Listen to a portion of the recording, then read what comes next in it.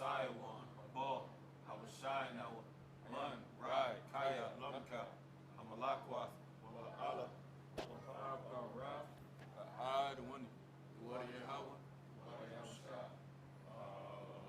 Amen. Our Father, which art in heaven, hallowed be thy name, thy kingdom come, thy will be done in earth as it is in heaven. Give us this day our daily bread, and forgive us our debts as we forgive our debtors. And lead us not into temptation, but deliver us from evil. For thine is the kingdom, and the power, and the glory forever. Amen. Padre nuestro, que estás en el cielo, santificado sea tu nombre. Venga tu reino. Haga su voluntad. En el cielo, así también en la tierra. Levántanos cada día de nosotros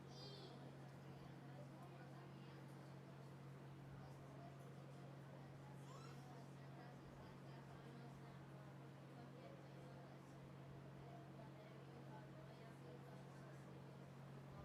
Amen. All right. So we can't nowhere near on the outside. And the audience can't say nothing.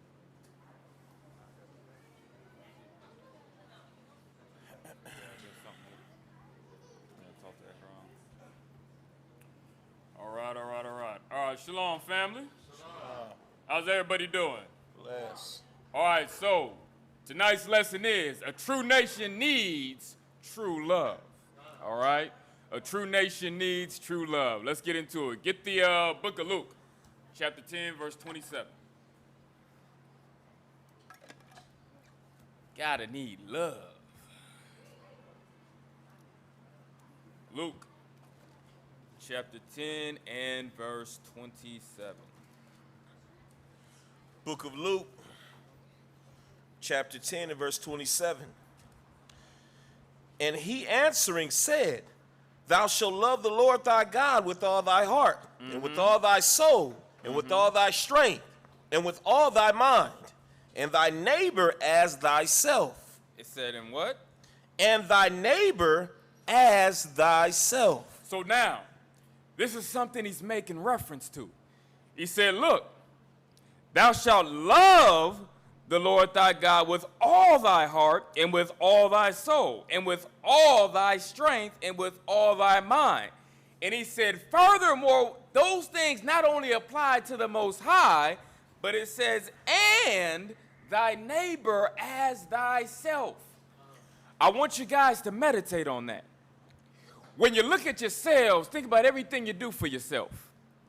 You take time getting yourselves ready. When I look across most of you, you're looking glamorous. You're looking fabulous.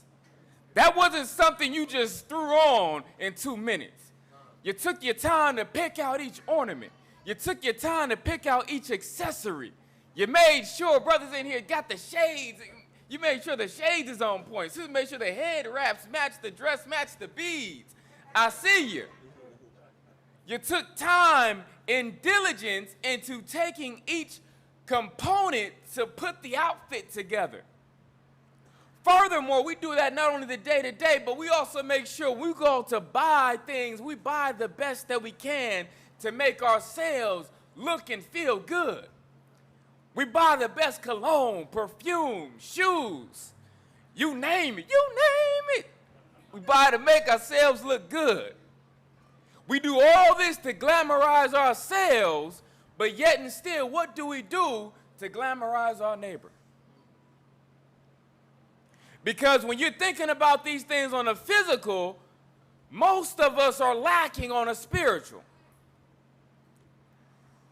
And I said again, we adore ourselves physically, but we lack the love of adoring our neighbor spiritually and even furthermore physically.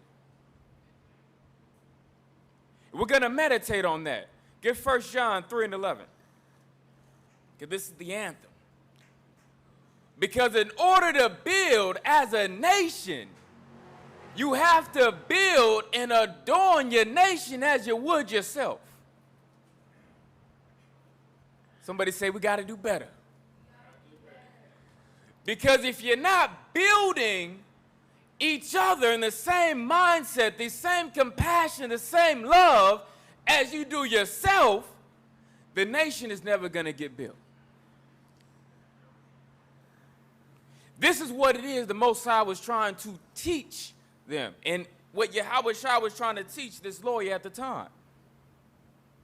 You have to have the same care and compassion for your people as you do in yourself. Go ahead and get 1 John 3 and 11. 1 John chapter 3 and verse 11. For this is the message that ye heard from the beginning. Because this message is the same one that was in the beginning. The Most High made us. Not just us, Israel, but starting with us, who we're the reflection of. We're supposed to be Adam and Eve. We're trying to get back to what they had. It goes back to the very beginning, which that's what he was addressing with even Cain and Abel. Like, man, slew your brother. But now, read that in 1 John 3 and 11. From the top. Yep. For this is the message that ye heard from the beginning, that we should love one another. That we should love one another. They say love conquers all things. But that love isn't indicative upon what we feel emotionally. But what it is, we're providing spiritually, and that spiritual love is what brings about that emotional love. Because if I'm not dealing with you genuinely as a brother or sister, according to thus saith the Lord, then the emotional aspect is only in deceit. Check. I can say I love you all day. I can buy you flowers and roses, but yet and still deceit can be in my very mind and heart to do evil against you. And others could have still felt, man, I had so much love for the brother. I don't know what happened. The thing was, I didn't have that same love in return. Wickedness was in my heart. Wickedness was in my spirit. I did not love you as I love myself. Because when you look across sin, sin is the antagonist, the attacker, the contrary, the dark to what it is that love is supposed to be. It's everything opposite. Because when I'm in a place, look at every single sin, you'll see that it is always the absence of love. If I'm in a place as a thief, you see so many people that steal from their own people, and yet and still, when one thinks about the nature of taking something, you are depriving someone of something that you have yet to understand what it took for them to gain that particular asset. When you take someone's battery out of their car, you don't understand how you completely disabled this person from being able to provide for their families. When you rob somebody of that, whatever it is, the money they had in their wallet, you steal the ATM card, you're robbing them from being able to provide for their family, and thus you're robbing the nation. You're affecting more than just what we think on the surface. I came up, 20, 30, 50, $100. I came up on this person's card. I swiped it. I came up on $500, whatever it is. But you're not realizing who suffered in the process of you coming up. When you're looking at nation building, true nation building will not put your people in a place to where they suffer while you succeed. I say it again, true nation building is not a place to where you're in the negative, but I'm in the positive. I'm in a place to where true nation building is, if in any sort of situation we have an understanding that we're in the negative, putting our collective effort in to get us in the positive, and understanding that we can't all get there at one point in time, but we're going to make it to where, let me get my brothers and sisters over here there first. We'll lead up right behind, supporting them to get to that position, and then they'll pull me up to get there next. That's still what we got to do. I lend a hand. They pull me up to get there because I uplifted them into that position, into that place of success. That is nation building, not a situation where I am going to step on your back to get there and forget about you. That's hate. So now, let's go back and read verse 12. Verse 12. Not as Cain, who was one of that wicked one. Of that what? Who was of that wicked one. Read. And slew his brother. Why? And wherefore slew he him? Because his own works were evil. That's it. The hatred comes in when a lot of times people's own works are evil and what? Read. And his brother's righteous. That's the schism. That is the conflict in building nation and establishing true love. One side is dealing right, the other side is dealing wrong. And it's hard to bring those sides to a common medium and work together to establish and move forward in righteousness. And it tears us down as a nation. From there, let's get 2 Timothy chapter 3, verse 1 through 5.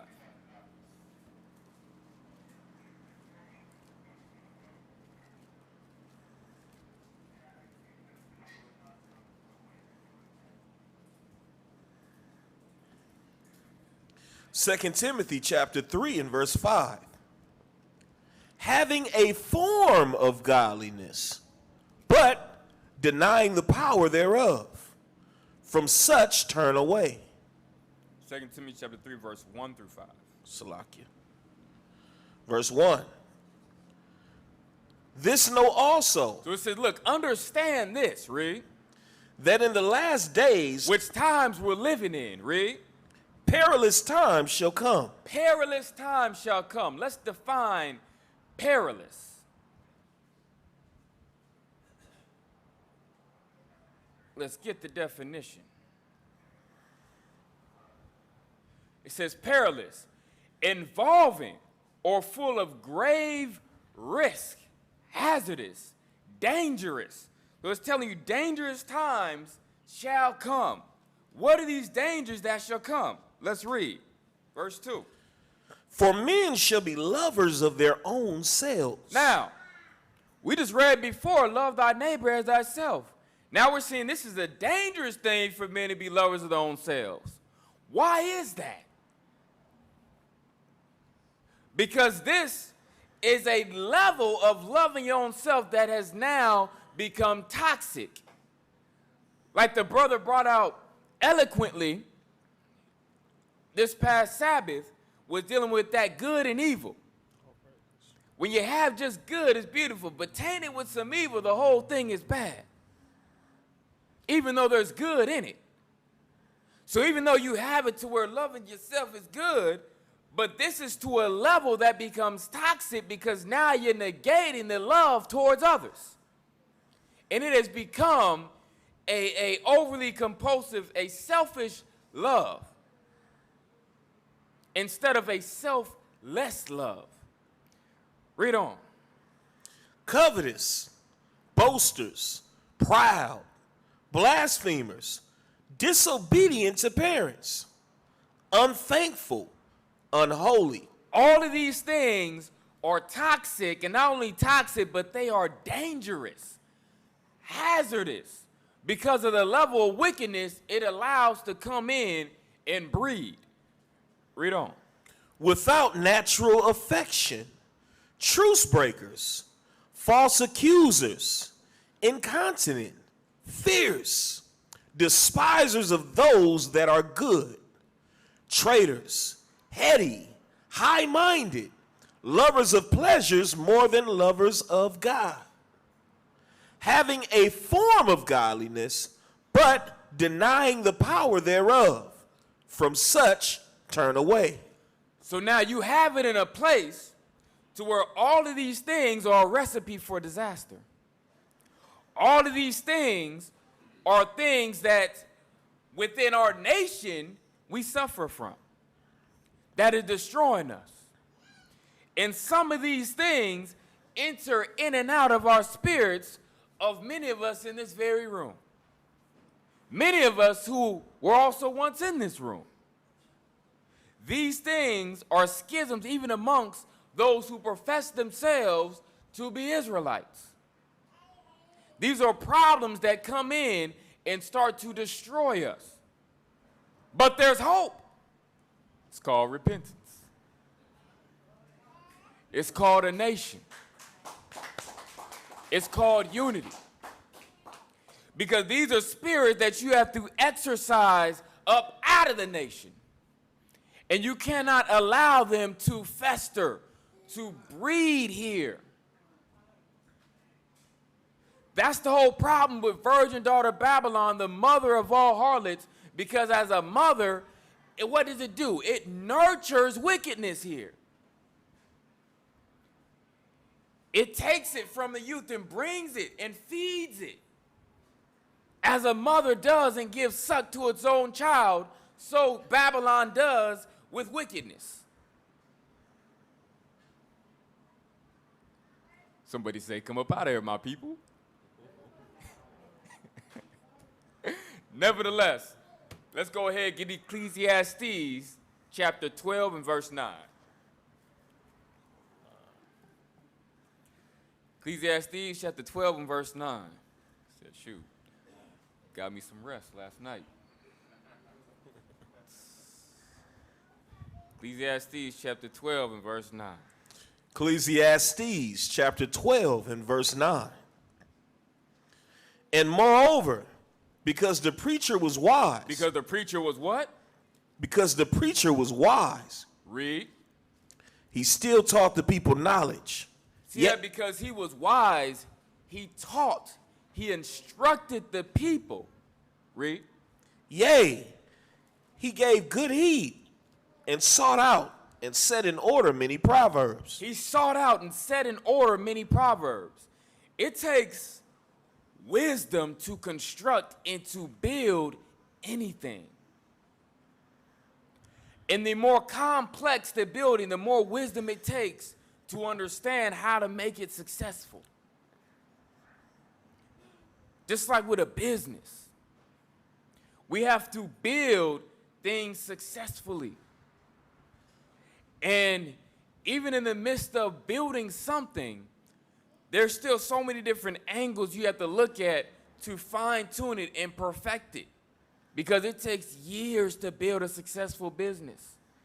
It's not something you do every night, in a week, in a month, hell, not even a year.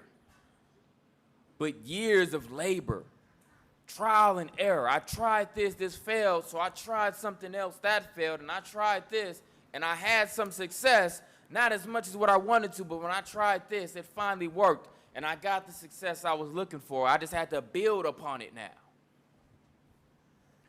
So now, from there, go ahead and get Proverbs 13 and 10. We have to seek to become wise. How many of you want wisdom? You want to be in a place to where people look at, they admire the wisdom on your head, the wisdom on your shoulders. They can look at this person, they level-headed. Where can you find someone like that? That is the excellency of the nation of Israel that we've fallen from, that we have to get back to. We used to be that. Now the biggest thing holding us back is wickedness. That's the biggest thing holding us back. Aside from us just not wanting to do it. Not wanting to tap into our full potential.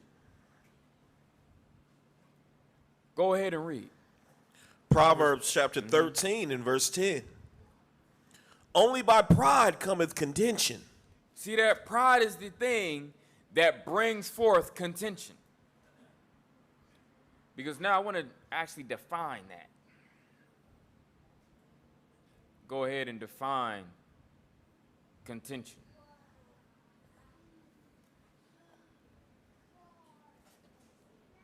Let's get the definition. Contention, a struggling together in opposition. When you have someone who is contentious, they are strongly opposed to what it is that's trying to go on. And them being strongly opposed to what it is that's going on is going to result in you not being able to build successfully. Because if every time we look to build to where it's, okay, we got businesses, we're trying to build businesses. What are the businesses we got? Cool, let's go ahead and support this brother's business. How come we can't support my business? Golly, we're not saying we can't. We got to start somewhere. Let's start with this brother's business. What about my business? We're going to get to your business, but let's start with his business. Well, why him? Well, because one, he was one of the first ones to bring forth his business. Two, look at how the brother's been moving. He's pretty blameless in regard to how he's been carrying himself. We want to start with someone who we know that's blameless, support him, and then through us supporting him, getting his business up, then we can look to the next business. But if someone is always opposed, you're never going to get anywhere. Because in order to build and put anything, when you look at the other nations, when you look at the Arab man, you look at the Korean man, you know, the Asian man, so on and so forth, you look at these other nations, they look at that and say, that makes sense, and that's how they build. They get together as friends, as families, and say, we're going to support each other's businesses, put our funds together, we'll start with you, we'll all work with you, get your business up, and we'll hire amongst our own. We will hire our own to support and work for that business. We work the overtime, the hours.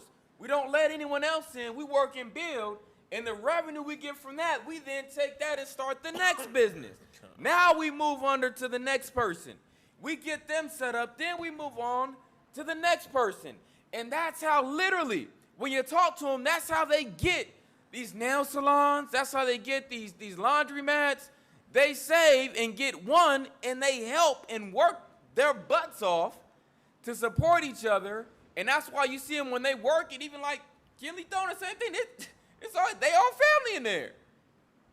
Like, family ran business, we sacrifice, and then we support our next business. And that's how we help make sure our kids is in a good place, because they help out with it. We teach them, and we help put them through school, things that, like the whole nine, they do that. But with our people, it doesn't work because of really two parts, which I'm going to cover more as we go on. As many people say, man, chop it up to the crabs in a bucket. Either it stops at the leaders or the people. Either you get in a place to where when the people finally support, you got crooked leaders. And then when you finally got right leaders, you got crooked people. It's always one or the other. Either you're in a place to where you finally got it in a place to build. We going this way. Finally, things are looking promising, and here it goes. You got a crooked leader that went ahead and took all the money from the people, gave things a bad rap. So now the people, they don't want to invest in someone else because now they was done so dirty. How we know this person ain't going to do the same thing? But that's why the scriptures say, you know a tree by the fruit that it bears. If you was looking at the fruits and paying attention to the fruits, you would have been able to see the pattern. It's things to where it's like you start putting dots on a page, and the dots at first seem random. That was kind of fishy. That was kind of off. Something over here. And then as more dots start to line up, it starts to look like a picture. You start connecting them, and it spells out just wickedness. Wickedness at the end of the day. But if you would have saw it and paid attention to it and honed in, you would have seen that sooner and say, hey, this isn't the best choice. This isn't the wisest choice. Nah, not with this person. Because of these things. Many times be problem, but we don't even voice the problem. It's just, I got a problem with it, well, what's going on? What's the problem? Man, it's just, I don't know. It's just, and yet and still something is there that you're holding in, that you tell the next person, man, I don't trust this. Sister was shady. I done seen her do this. Then why didn't you say that? Why hold it in? Why not bring those things? Because you could have saved other people the heartache. You could have spared a situation if you really saw that spirit. And then other times when it's on the people, this man well, I got to help that person. Well, I got to do that. And the main person raising the biggest funk is someone who doesn't even really give to benefit and help the body. They hold back their bread. They don't make themselves available. They don't show that charity. They come into success and they hide the success. They get in a place, they start doing well and don't try to put others in a place to do well. But yet and still, you got a problem with others trying to move forward and to try to build. If it's a place to where you really don't want to build, just say, hey, look, I personally don't want to build like that. That's it. I don't want to build. It don't matter if it's that person would have been it, that person would have been it, because it ain't me. I don't want to help them. That's just it. So it don't matter who you say you're trying to build up under. I don't want to give my money to support them. I don't want to give my time. That's just the truth. That's just how some people are. No matter who it is, it's going to be a problem. Ain't no solution that really works for them unless it's literally them. So now, from there, let's go ahead. Read that again, Proverbs 13 and 10. Proverbs chapter 13 and verse 10. Only by pride cometh contention. Only by pride cometh contention. But read. But with the well-advised is We wisdom. want to be well advised. We want to be in a place to where we have a community of people who are able to divulge different understandings on different topics, different subject matters. Because no one person knows everything. No one person is a master of all trades. You have your areas. And some may have more areas than others to where they have knowledge, wisdom, and understanding on breeding success in these particular fields. We have to bring those people in, talk to them. And they also have to voice and give like, hey, I have experience in this. You know, I know things in that nature as far as, it could be whatever it is, looking for a building. Hey, I know construction, things of that nature. This building ain't up to code. You know, this is what it's going to cost to get this up to code. You know, this is what it's going to cost to, fix this. Things of that nature. Or, hey, I can put up, the draw thing in the nation. I can help cut down the cost. In which, shoot, that helps. Because that person, through their wisdom, is being able to help the organization or the congregation or the school be able to save money, to be able to put elsewhere, just through wisdom. And now take it to where this person who knows this knowledge can very well be an asset not only to helping the organization, congregation, or school as a whole, but also the individuals within that organization. It's like, well, shoot, why take your business over there? You could take it to this brother. Or at least have this brother call him in and get his counsel, get his advice on how it is you should go about building in this area. At least he can say, look, in wisdom, you should be able to do this and do that. You need that. You need to be able to have people to give you that. So now from there, let's go ahead and get Daniel. Daniel chapter 10 and verse 12.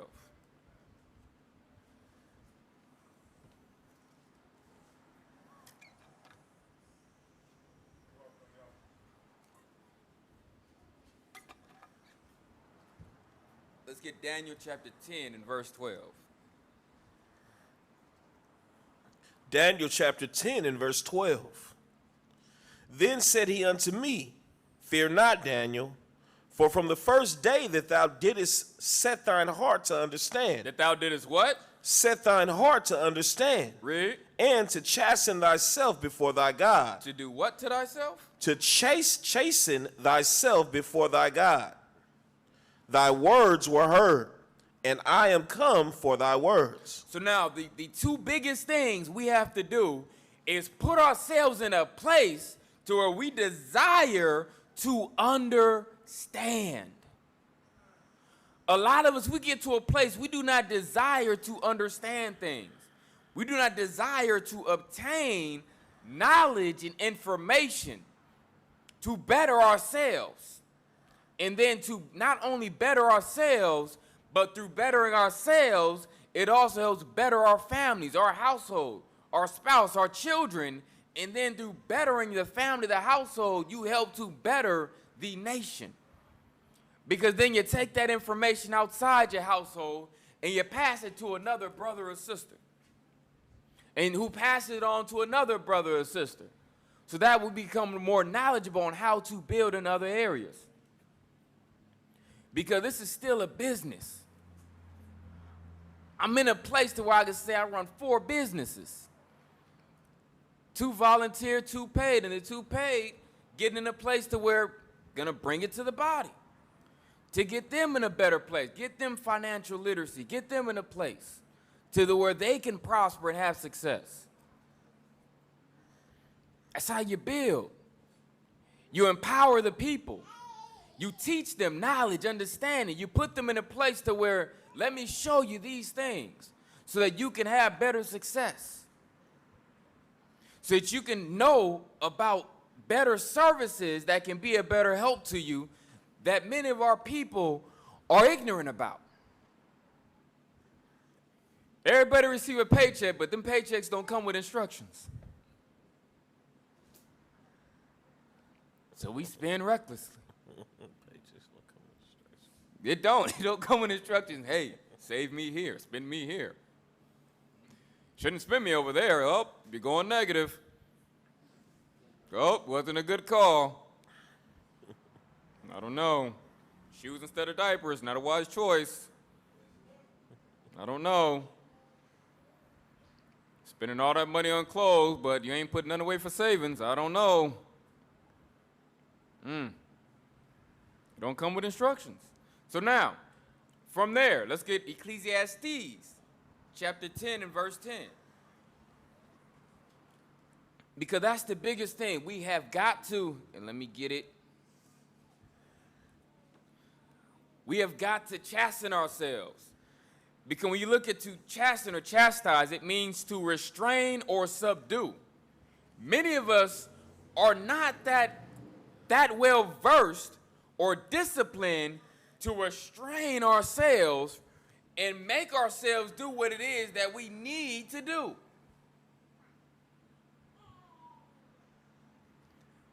To put ourselves in a place, to lock your mind in a place and say, no, I'm not doing this no more. I can't continue to repeat this cycle because it is unhealthy. Many of us live many unhealthy lifestyles. And I don't just mean in a dietary sense, I mean in a sense just period, from your discipline, your reading, your studies, your teaching of your kids, your teaching of yourself. Your spending habits, like the whole thing, the whole shebang.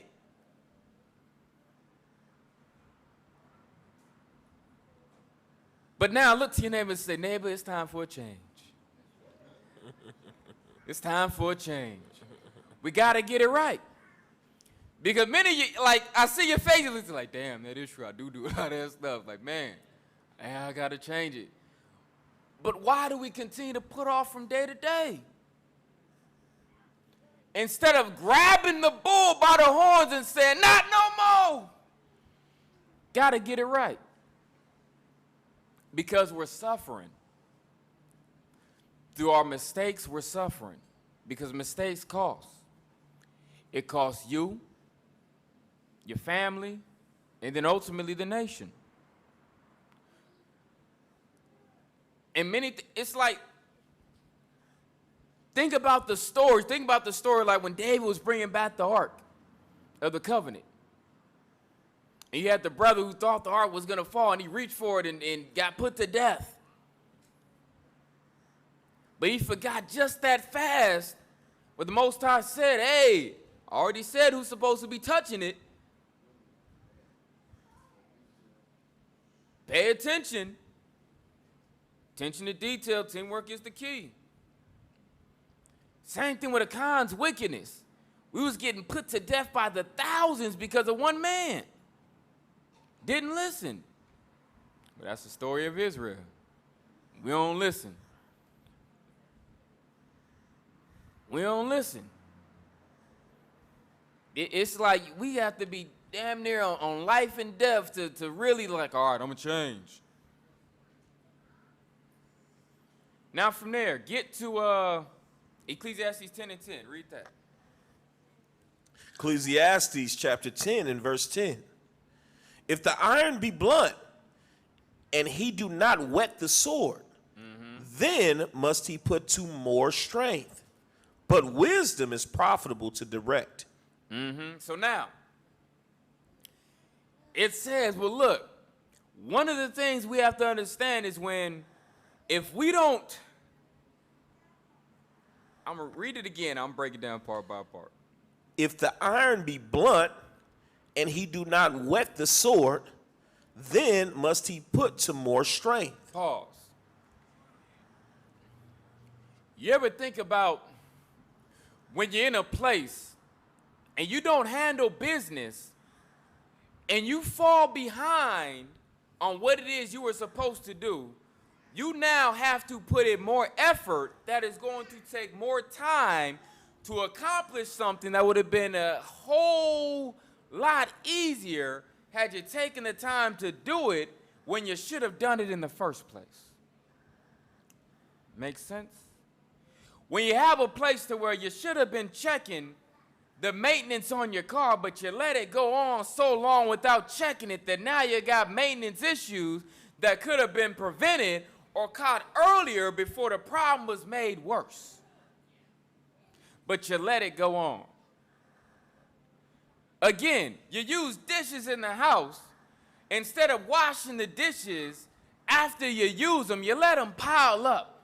So you wait till the end of the day when you're tired, ready to go to sleep, and it's a gang of dishes, and now you don't feel like doing them because you had a long day at work.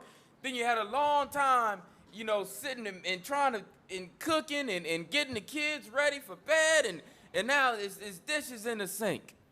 What do? It's a lot of them too. Instead of saying, I'm going to keep the dishes out the sink. That's my motto. Keep them out the sink. Oh, hell no. Something in there, let me put it up. That's how because I hate dishes. How many of y'all hate dishes? Raise your hands. Now, how many of y'all really hate dishes? Nah, ain't that many people. How many of y'all wash them when they go in there? Or y'all let them build up? Because when you hate dishes that much, you will not let them build up. I'd rather sit there every time and wash those one or two than to wait and wash them 42. I say it again, man, it's the truth. I don't want to sit there and let it build in the negative because you just looking in that sink is discouraging. You say, nah. I got to take care of you today. Man. But then see, paper plates, it'd be the lazy man escape. Like, man. That'd be where he said, thank God for paper plates. Man. But nevertheless, it's a situation we have got to do better. Read that again. If the iron be blunt, and he do not whet the blade, Salakia, and he do not whet the edge, then must he put to more strength. But wisdom is profitable to direct. Because here's the thing. It's letting you know that through wisdom, you are going to take preventative measures to make sure you do not have to work harder. That is what wisdom is going to do and how wisdom is going to direct you. In wisdom, I'm not going to wait to the last minute to start doing things. And that's across the board. In wisdom, I'm not going to wait until my children are 18, 19, 20 to start teaching them about life. 16 to start teaching about life. You're teaching from their youth up. Because then it becomes second nature. They got it. I'm in a place to where I want to teach my children, start teaching them about finances, taxes, stocks, trading. Start building them accounts. Start showing them how to read markets, how to read these things, how to invest properly, how to count all these things. Most people was like, man, it wasn't for like a long time. I didn't know how to read nothing in the stock market. I thought, man, it's such a game. And then until I learned how to play. Oh, snap. Now we getting jiggy. Same thing with other things. It's no different than just some people, how to read a food label. How to understand a food label and how that ties into how you should be eating. Something I learned a few years ago, how to read a food label properly and actually apply that understanding to your nutrition. That's the other. First part is understanding how to read. Second part is actually applying it. Oh, no, yeah. And I don't just mean looking back on it. Yeah, I see what it means, serving and, cholesterol and even the ingredients too right there. Nah, I don't just mean that. I mean actually like truly understanding everything about it and why it's put in there, why the categories, why the servings, and where they get that from. I mean, like reading and studying up on it. Some people think anybody can look on the back of food label and read. Nah, that's not what I mean. I don't mean on the surface. I mean in-depth understanding.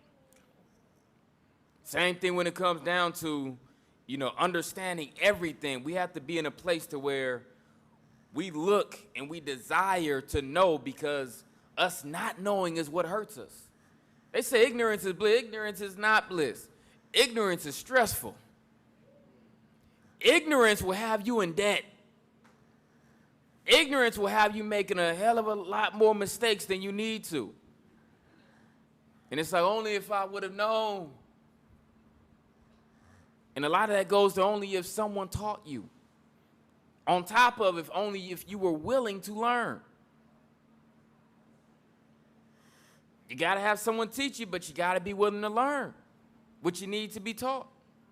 And become a student to whoever it is that's teaching you. I'm in a place to where there's a few people, in order for these couple of businesses that I'm going to divulge in the future to become, I have become students to other people. To learn from them, to really get everything it is to just absorb as sponges and pick up everything. Everything in order to be successful. And really just being able to grasp everything that, cool, got it. Let me learn more, and asking questions. Because just as much as I'm a teacher, I'm a student. And I got to learn from everybody. I'm learning right now from brothers and sisters. Multiple sisters, multiple brothers teaching me. Even with these other bits, be successful. Even in things in life. Because don't nobody know it all. And you got to be willing to get that knowledge from someone who has already, because what sense does it make for me to go out randomly and bump my head when there's someone who can teach me? A lot of times we don't like being taught because it's like, I don't want to learn from him. I don't want to learn from her. And a lot of that is just pride. You're prideful because you don't want to subject yourself to that person because you have some contention with them. That's why there's a problem you have with that brother or sister where you don't want to subject yourself to them because you feel like they're beneath you. And you don't want to be beneath them. We don't like going, because now you feel like I gotta stoop down to, can you teach me this? I don't want to give them that glory. That's how many of us feel. I don't want to give them that glory. You're going to teach me something. You're going to teach me nothing. And many people are so forward their end, I'm going to struggle all day over here just so I ain't got to ask you for shit. At the end of the day, you're just hurting yourself. You ain't really hurting that person. You just hurting yourself. At the end, I don't care how well this person may or may not understand.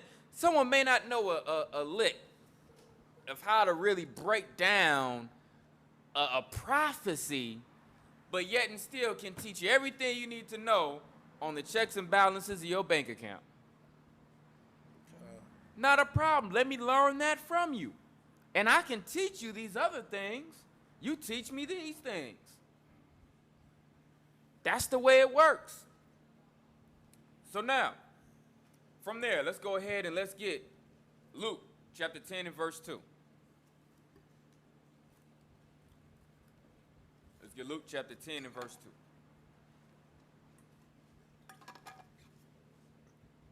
2. Luke chapter 10 and verse 2. Therefore said he unto them, the harvest truly is great. See that the harvest is always great. You can always find people, but, read. But the laborers are few. But that's the problem, laborers. People willing to work. People always got things that they know that they could offer, but it's always, I don't wanna do it. I don't wanna. Like, look, there comes a time to where you finally get past yourself and you think about nation building instead of just self-building. You start thinking selfless instead of selfish. You start understanding and realizing that the nation will not get built if everybody takes on that mentality.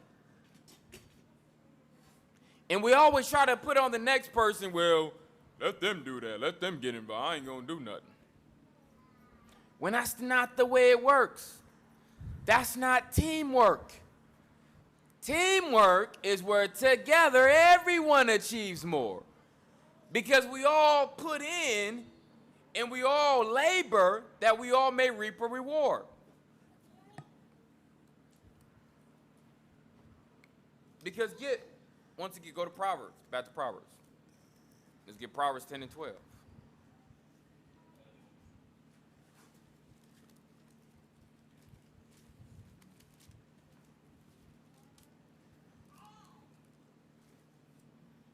Proverbs chapter 10 and verse 12. Hatred stirreth up strife. Because now the problem comes in to not only where you don't want to help, but you got a problem when people ask you to help. Well, I got to do it. How come you can't ask that brother, this sister?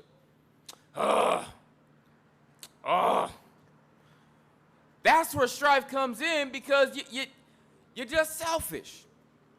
What is the whole point of being part of a body and being part of a nation when you don't want to help build?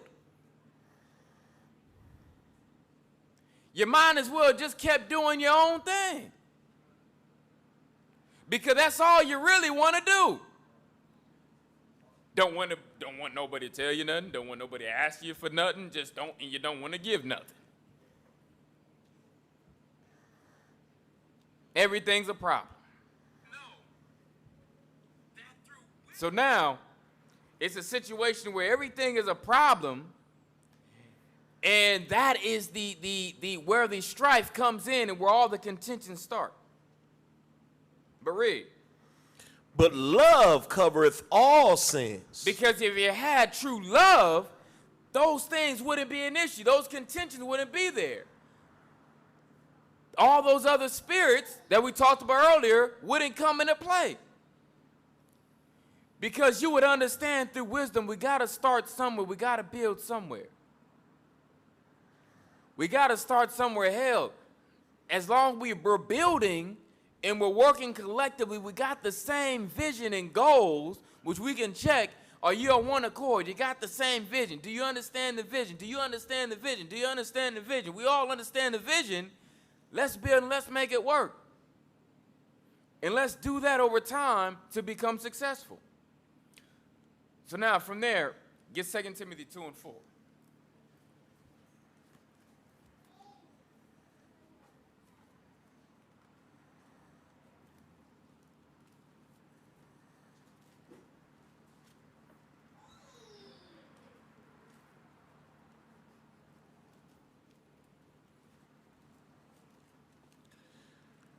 2 Timothy chapter 2 and verse 4. No man that warreth entangleth himself with the affairs of this life, that he may please him who have chosen him to be a soldier. Because the balance of that is that once again, many of us, we think through holding back our bread, holding back our time, holding back our finances, that we're going to be in a better situation. And all of it is really just to go ahead and splurge and do things for ourselves that a lot of times is temporary. That a lot of times isn't lasting when it comes down to building anything. It's short term. And it's a momentary pleasure. But you can have momentary pleasures, but there's a balance. Because the thing is yeah, you do things here and there, but don't get entangled in them. Don't get caught up to where this becomes a much bigger thing than you building. Don't let the desires of, because we let all the desires of the world start to cloud us. The desires when it comes down to clothes, jewelry, excess, cars, when it comes down to vacations and dates and everything else, we let those things start to take precedence over other things that are more important. To where building does not get done as effectively as what it could be, because so many things in the world are constantly taking us further and further away. Instead of setting a balance to where I get to sprinkle those things over there, but I know this is the focus. I get a taste of the things over there, but I know it's not the full course meal. Because everything is in a place to build in, because this is not our rest. We're fighting for our rest. But we take breaks here and there. But we know it's not the final resting place. But for the wicked, for the world, this is it.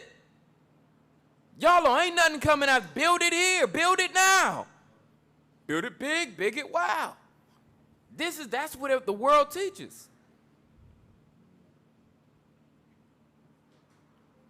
But we know better. So now get 1 Corinthians 7:31.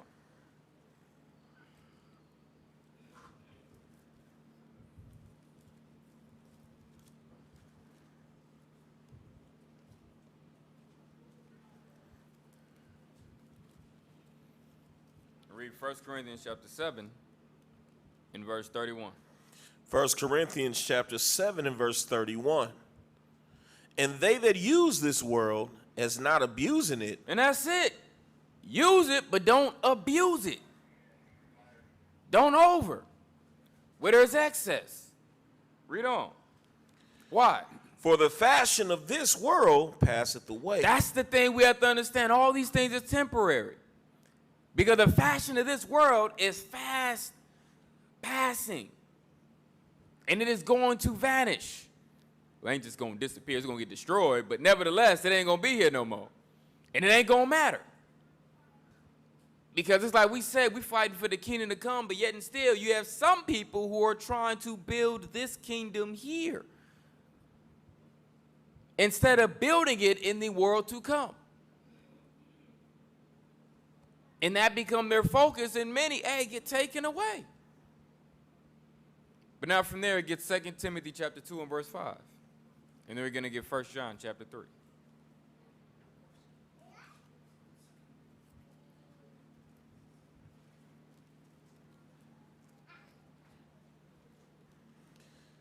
Second Timothy chapter 2 and verse 5. And if a man also strive for masteries, yet is he not crowned, except he strive lawfully. Because in everything we got to do, we always got to think to strive lawfully. And I don't mean just in a situation where it's a twofold lawful. One fold is in a situation where, hey, I'm not committing, the sin where I'm not stealing, I'm not committing adultery, things of that nature. That's one part of it. The other part of it goes into things that I was dealing with, I'm about to deal with, that goes into the other aspects of how are you building? Building your nation, building your people, building your household, building your children, building your spouse. Those things matter. So now, get 1 John 3. 12 through 17. This is these areas that I'm talking about. 1 John 3.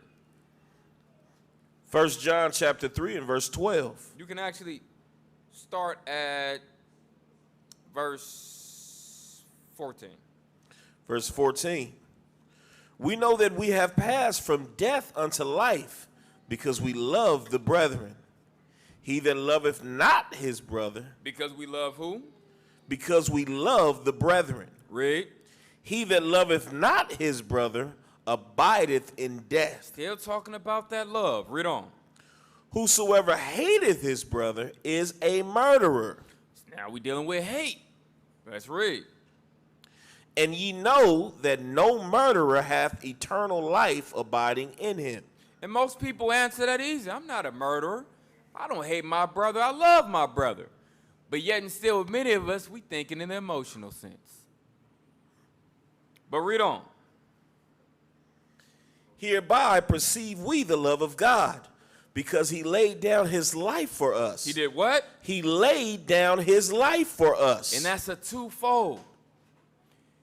Both in the sense to where Christ sacrificed the pleasure, the life, the experiences, the things he could have had in this world to be a benefit for us. As the scripture says, he made himself poor for our sakes, to free up his time to be able to give more for the benefit of Israel. That is what you did. That's laying down your life. I am setting aside the glory I could have had in this world for the glory in the next, and to give others. That's what it is that I'm trying to do. And even the second part of even when it comes down to laying down my actual physical life. So it's twofold. And you have those who are doing that, who are bringing those fruits of laying down their life on many, many levels. Like you have it in business one. You have many people that I watch who lay down their lives for business one, and that's building this business, this organization. I watch brethren. I watch brethren like Ehran laying down his life to build. Watch Noli, this man laying down his life to build. The man next to him laying down his life to build, and centering your life around this work. That's what you got to do. Center your life around this work. Then on top of that, you also have it for business number two. Laying down his life to build the kids, the school for the kids. Sacrificing his own career to build and establish one through getting paid little to nothing. You could put on more of a volunteer basis, because understanding the benefit and why we need to build the children. Because look how many we have over there, and that we keep bringing in. Thinking and seeing the vision long term instead of looking short term. He could easily have said, I need to just build me. Forget them other kids. I need to just build me.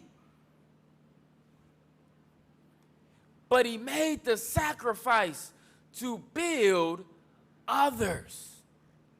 And it's a sacrifice because he gave something that was profitable up. He gave up his career on more than one occasion in order to have and give others success. That's the key. That's the love. You gave up your own to have others succeed. That's true love. That's a leader. That's how you know to where I made sacrifice, and that's why I'm building these other two businesses to help support this man and the man next to him and the other men here that are laboring. and working hard to get them in better situations, because you have others who are laboring heavy and making this their primary occupation. So I need to invest in them to free up their time so that they can give even more to this organization. That's how we got to build. You got to see that vision. And how much would that cost you? How much, you got to think about how much is the value on that on your head. Is that something that's worth an hour out of your day? 2 hours out of your day? $5 out your pocket? $50 out your pocket? What is the value you could put to help someone else become successful? You got to think about that and judge that within your own heart and spirit. And say, am I ready to lay my own life down to help build, to show that true love? Because read on. I want to make sure. Not a problem. Read on, start with verse 16. 16. Hereby We're gonna go 16 and 17. perceive we the love of God, because he laid down his life for us, and we ought to lay down our lives for the brethren. We ought to what? And we ought to lay down our lives for the brethren. We ought to lay down our lives for the brethren. These are the other scriptures telling you that many of us, we're not yet locked in fully the way we need to fully come in. And this is, when you're not, this is that hate it's been talking about. This is that true love and that true hate. These are those true fruits. Are you willing to lay down your life? Are you willing to put in a place to where, what are you willing to give up? And it's either going to be your time, your finances, or both. You can't have it all. You got to give something up. Because if you ain't giving nothing up, it ain't a sacrifice. That's the thing. It ain't a sacrifice if you ain't giving something up. It's like, well, man, I like my time and I like my money. I know. We all do. We could all be in a place to where anyone that we could be doing something better with our time, doing something better with our money. But these things are a sacrifice. Read on. But whoso hath this world's good and seeth his brother have need. Whoa! But it says, whosoever shall see this world's good, read.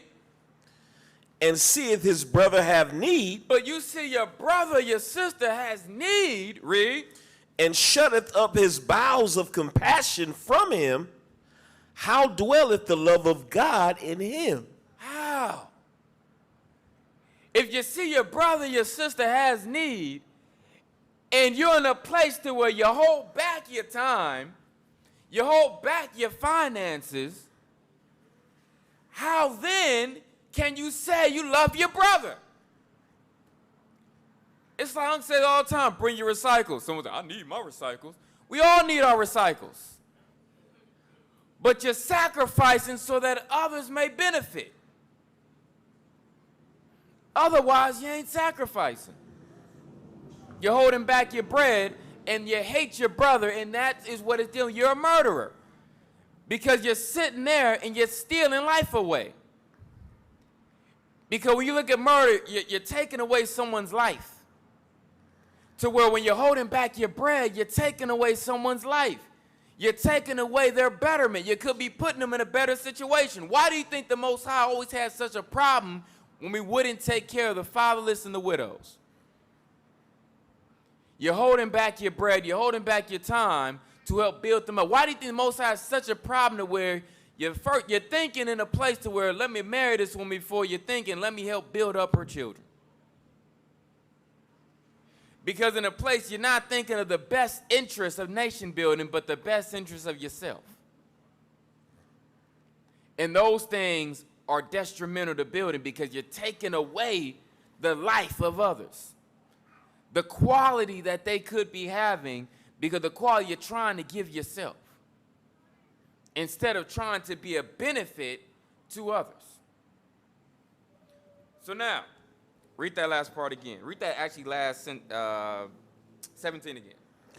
But whosoever hath this world's good and seeth his brother have need, So when you have this world's good in heart, sure, we trying to save up, man. It's trying to get these good vacations in. When your brother or sister asking for donations, you worried about a vacation. You got the money for that, but yet and still you don't got the money to give over here. Read on. and shutteth up his bowels of compassion from him. But he seeth his brother have need, and he shutteth up his. You see him struggling. What are you doing to empower him? What can you go down your checklist and say, I did this and this and this and this and this to help? How much did you go out of your way? But yet, if it was you, you'll want someone to go out of their way for you. If the shoe was on the other foot, you want someone to do better by you, but you don't want to do right by them. So now, read on. How dwelleth the love of God in him? Because it can't. Because you're being a hypocrite. And many times we find ourselves in that place to where, ooh, I want to hold back, but you got to catch yourself. From there, go ahead and get Proverbs 13 and 22.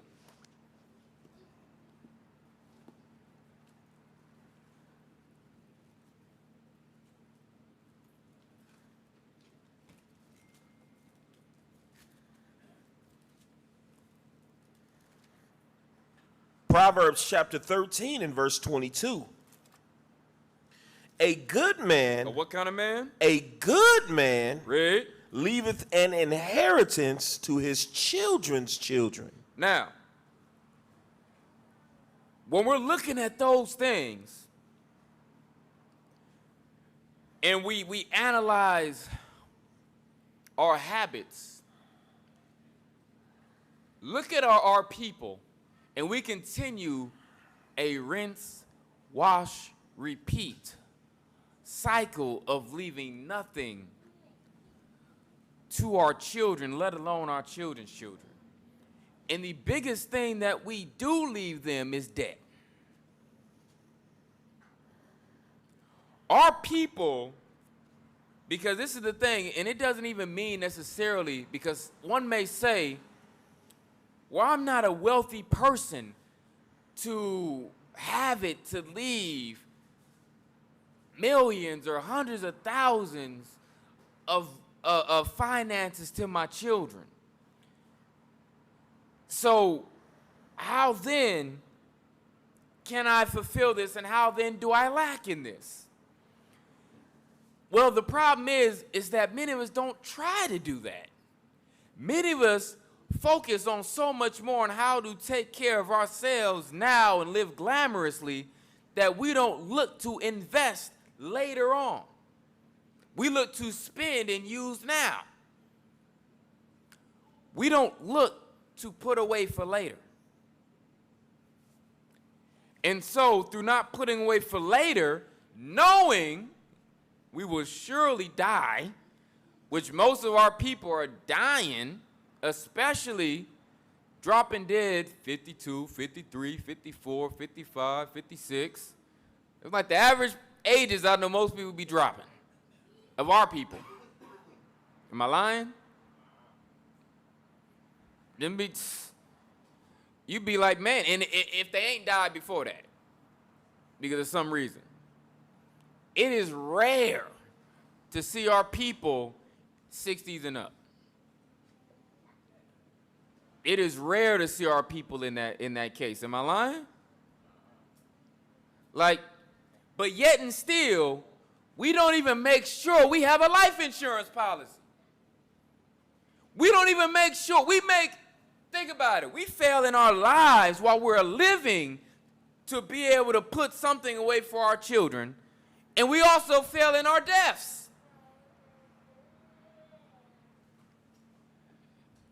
We don't even try to at least say, damn, you know what?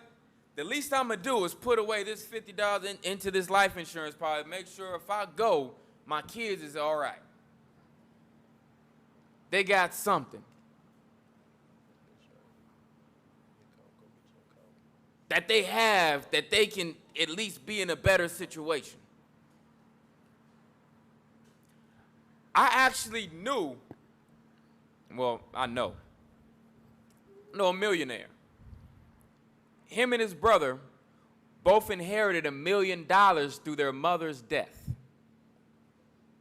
She made sure she had life insurance policies that paid out. And she died. Him and his brother both inherited $1 million. The one brother blew it all. The other brother invested it. Day and night. The mother did her job. They weren't the most financially well set while their mother was living, but the mother made sure that through my death, my children will be redeemed. And they'll get the head start that they need. And they got that money in their 30s. And that is one of the least things you can put yourself in a mindset to do. You owe it to yourself and to your family to look for financial stability, financial independence, financial freedom, and to put yourself in a place that how can I make my life better, but how can I make their lives better? What profit is it for you to struggle and then for them to struggle just as you struggle? We live generationally struggling when we can do things to change our situation. We can make sacrifice, make changes. I can sacrifice putting this away toward this, to invest in this, to invest in properties, to where at least I can make sure if I die, my kids got a place to stay that they can call home and come back to. Make sure, hey, whatever y'all do, don't get rid of this house. So that way, if at any point in time, because some of y'all may become more successful than others, y'all can always come back and have a place to lay your head. We don't think like that. We don't think to instill in our kids, hey, y'all build businesses together. Work together. Build together. Support each other. You guys will be more successful that way than building separately. When you look at our forefathers and foremothers, they didn't roll like our people roll today. What you mean you moving out at 20, 18, 16? What you got for yourself? You ain't got nothing. We didn't have the mindset of kicking our kids out at those ages. They ain't got nothing. They're going to struggle just like you struggle. We kick them out into the struggle. That's not love. That's not building a nation. When you look at our forefathers, they stayed with each other. Look at Isaac. He didn't get married. He was 40 years old. He was still with Abraham. I'm still with my pops, building. Why would I leave him? We building.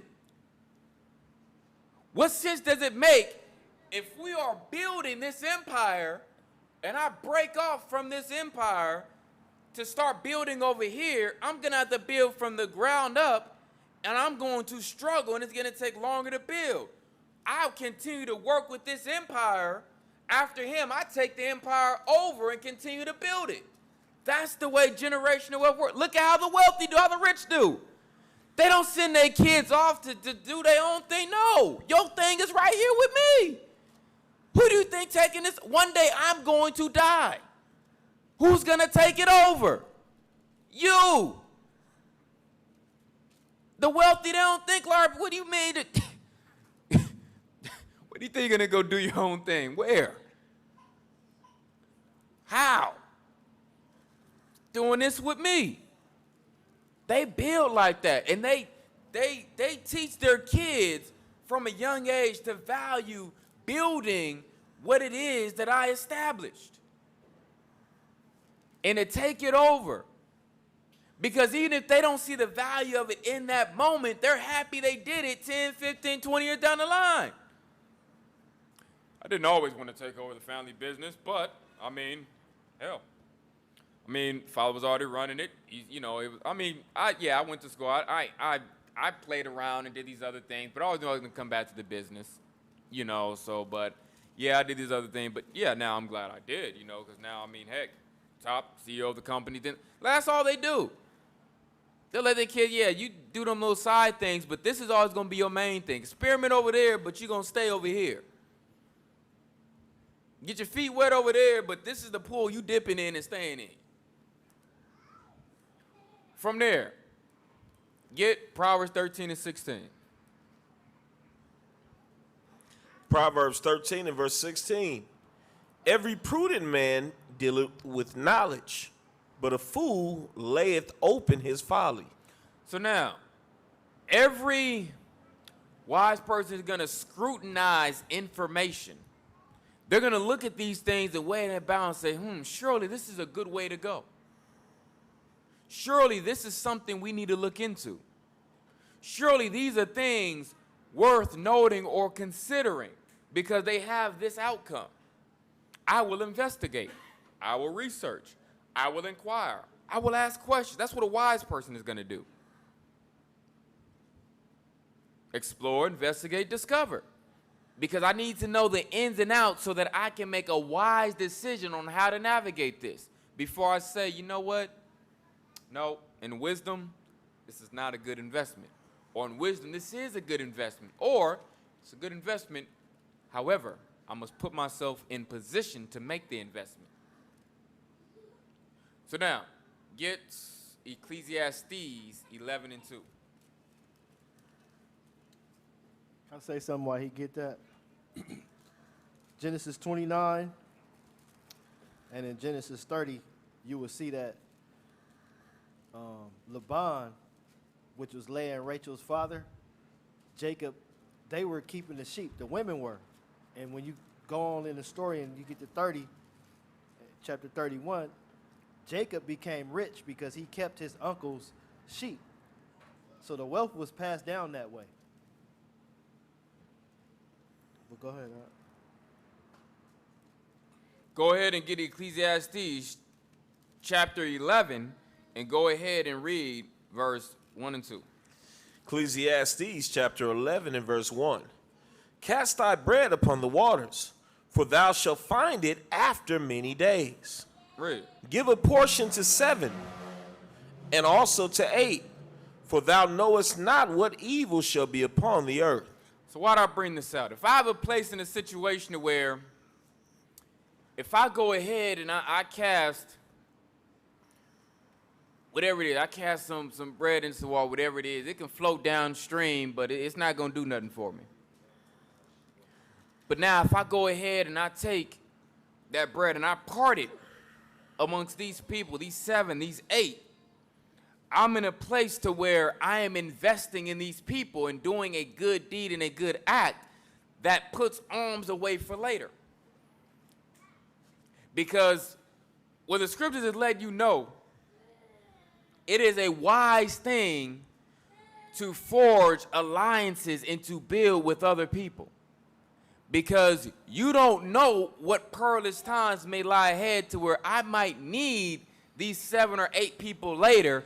I'm glad I helped them when I was in a good place to where when I'm not in a good place, I can go back to them and ask for help. But if I chose not to take that route to help others, I can be in a place to where I can cast away the good fruit of bread that I had and in a place to where I'll be looking for it and it won't be able to benefit me. And I won't be able to go to these others for that same help. But when you invest in others, you're opening a door to where others are more willing to invest in you.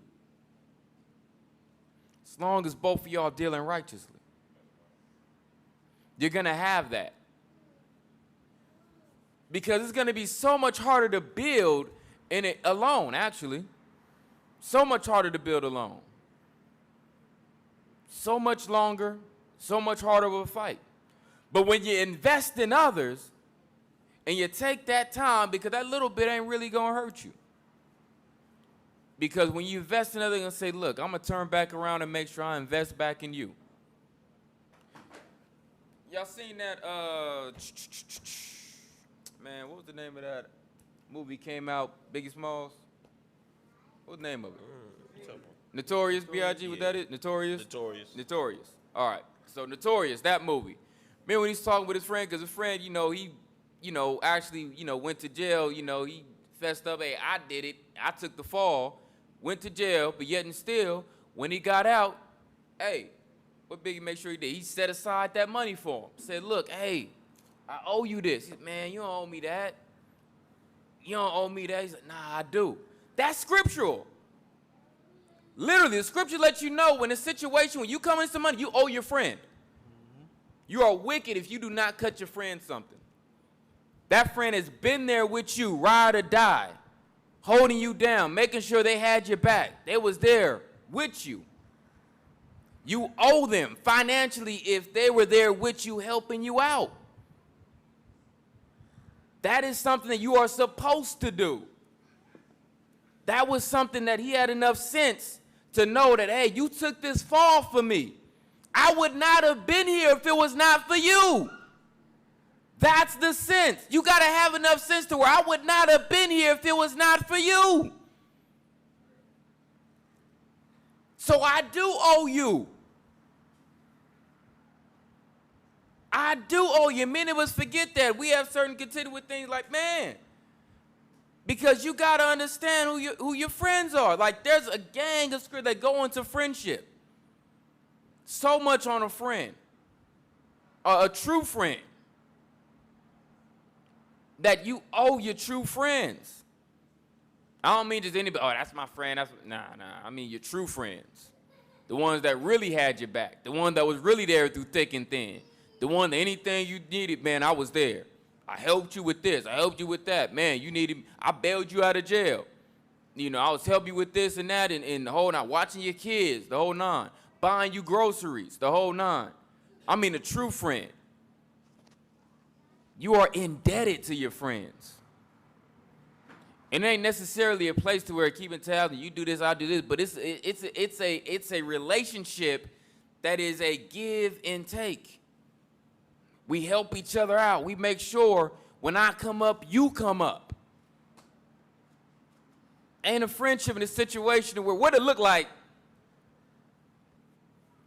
I'm a millionaire, and he's in a place to where he barely struggling making $10 an hour, and we friends.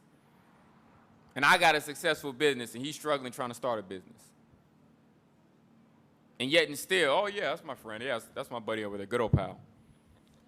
Common sense would tell you that ain't a true friend, because if that was my friend, and you see me with a business struggling, you wouldn't be able to help me out. You make me, man. You have the power to change that. And it wouldn't even hurt you. Wouldn't even hurt you. To be able to cut out and be able to help. That's the difference. That's night and day. Can we get them precepts out? So? It's a gang of precepts on it. That's why I said it's a gang of them. That's why I said it's a gang of stuff on friendship. But get Ecclesiastes 11 and 4.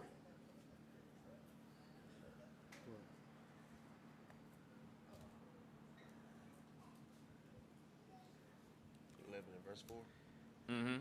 Ecclesiastes chapter 11 and verse 4. He that observeth the wind shall not sow, and he that regardeth the clouds shall not reap. As thou knowest not what is the way of the Spirit, nor how the bones do grow in the womb of her that is with child, even so thou knowest not the works of God who maketh all. In the morning sow thy seed. So now, we about to get to that one too. So now read verse 4 again. He that observeth the wind shall not sow, and he that regardeth the clouds shall not reap. So what is this saying? He that observeth the wind shall not sow, and he that regardeth the clouds shall not weep. Not weep. Not reap. Go ahead, Javon.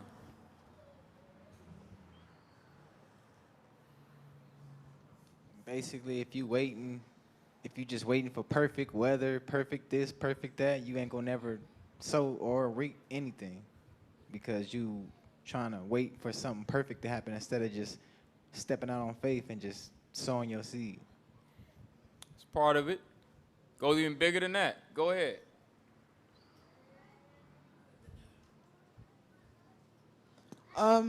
So it seems it's daydreaming or like wandering. Observing the wind is basically to observe nothing. You can't see the wind, so you watching and waiting on really nothing, or looking at or observing the clouds is daydreaming, keeping your head up, not really putting action towards whatever it is or goals that you have. Getting warmer, actually. Warmer, a lot warmer. Anyone else to add in that, taking more in that direction? All right, well, cool. All right, so now, none of these are wrong answers, but it's elaborated more on what it's doing. He that observeth the wind shall not sow. A lot of times we looking at it and it's going like McCarthy saying, I'm observing the wind. It's in a place I'm daydreaming. I'm daydreaming. I'm lost in the sauce. Same thing when it comes down to he that regardeth the clouds. You know, someone is cloud gazing, watching the clouds go by. That person should not reap. It's letting you know in a place to where if I'm doing those things, I'm not working. And how will anything get done if I'm not laboring? If I don't put in the work to actually go to the garden to work, to till, to plant, is anything going to get sown? No. If I don't go in there to go ahead and put my hand to the plow and go ahead and trim and pluck the vegetables and the fruit, is anything going to be able to be taken from that garden to then eat? No. So at the end of the day, I am left with nothing. We are in a place to where many of us, we do just as the scripture said, we do not put our hands to the plow to sow nor to reap. We don't put our hands to the plow to sow nor to reap. So if you don't sow, you're never going to be able to build. And if you don't build, you're never going to be able to reap the fruit of what that building could have accomplished or could have done. Make sense? It's a twofold strategy. It takes both. Sowing and reaping. But you have to first sow in order to reap. And you have to labor in order to accomplish these things. From there, get Ecclesiastes 10 and 18. These last couple ones. Ecclesiastes chapter 10 and verse 18. By much slothfulness the building decayeth.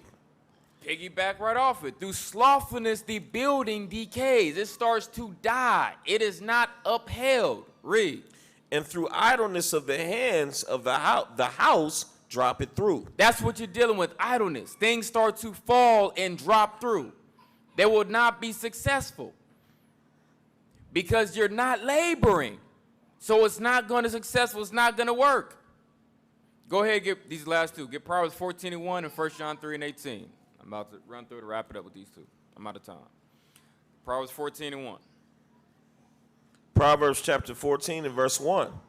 Every wise woman buildeth her house, but the foolish plucketh it down with her hands. In wisdom, one is going to build. Only one who is moving in a place of adversity, opposition, foolishness is going to be in a place to continue to pick and pluck down something that is trying to get built up because it's counterproductive. Why would you be in a place to where you intentionally are trying to be counterproductive to someone building? That is not nation building. That is not love. So now, get 1 John 3:18, this last one. Yeah. 1 John chapter 3, verse 18. My little children, let us not love in word, neither in tongue. So now, let us not, our love not be something that we just tell someone affectionately, I love you, brother. I love you, sister.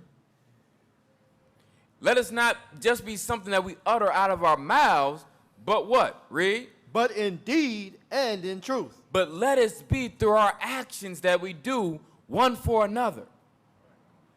Let it be through our verbiage rather than just our vernacular. Because a verb is an action is what you do. And I pray Most High willing, all of us start to bring forth actions that embody that love one towards another. With that, I'll say shalom.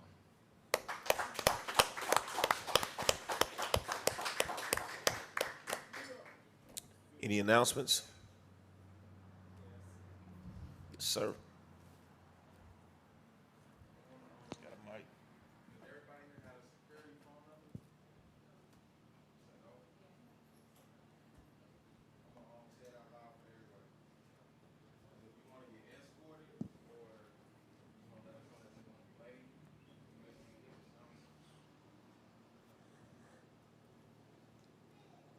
The number is 310-773-1465. So if anybody don't have the number, if you're going to be late, you want somebody to escort you, just call this phone, this line right here. This is the security line for True Nation.